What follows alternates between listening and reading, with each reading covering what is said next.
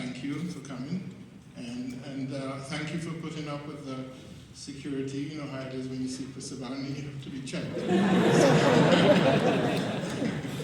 So, there's a reason why you have to be checked. yes. Anyway, I'm sorry you had to go through it, but here we all are. Here we are. Thank you for coming.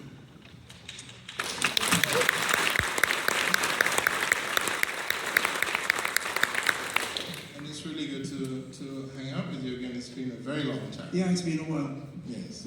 We go back.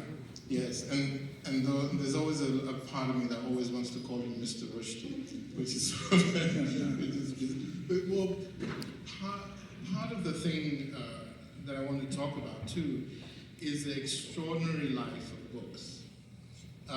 The way they kind of travel and go to places that the writer themselves is never thinking about.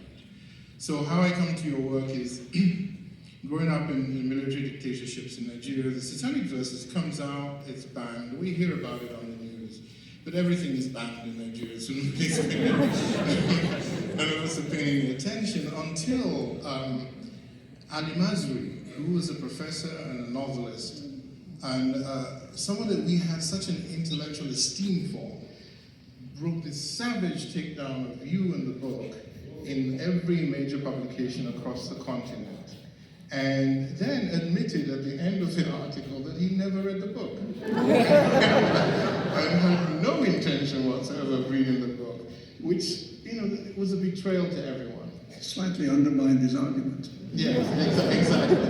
And sort of the context of that is also that, you know, you realize that the whole, it's almost like people went out of their way to misconstrue the book. But the good thing for me is that that's how I got to hear about you.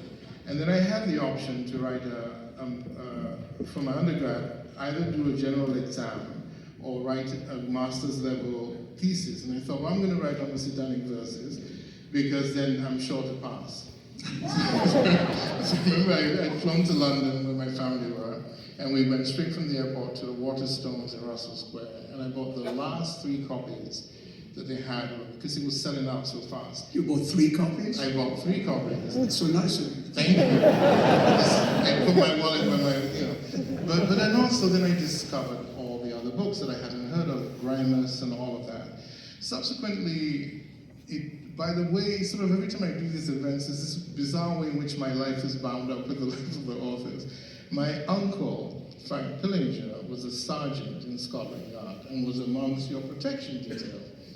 And then I remember when I'd done this thesis, he took a copy and gave it to you, and I thought, oh my God, hopefully he's burning this right now to keep warm in winter. But really, it's sort of this whole... No, but I read it, I wrote you. You did, yeah. You did write me back, and we talked about that in 2004, actually, when you did the whole introduction for me of Graceland to... If you don't know about what Salman Rushdie also does, is he has a way of ushering into their careers of young writers.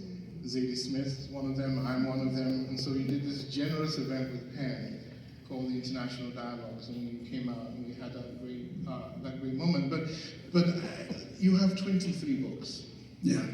And so I want tonight, because, you know, it's sort of like, I feel you're in this weird position, a bit like Achebe, where nobody knows Achebe's name, but they know things fall apart. And so I feel in a way that everybody knows your name, but not necessarily always talking about the books. So I want to talk about books tonight. Can I tell you my Achebe story? Please. When we started the Penn World Voices Festival, the first year, we had a big event in Town Hall in New York with a lot of great writers, including Chinua Achebe, who was in a wheelchair and so on. And everybody had been told, because there was a lot of writers, everybody had been told, please, 8 minutes. You know? And everybody was really good about it, except Chinua Achebe, who started reading from Things Fall Apart and went on reading. And I thought, I'm not going to be the guy who goes out on stage and pulls Chinua Achebe off stage when he's reading from Things Fall Apart. So he read for, wouldn't have felt like 2 hours. But it was probably 15 minutes. And when he finished reading, he read fan letters. He had 2 quite long fan letters that were very favourable. And at that point, I thought, really, it's time for the hook.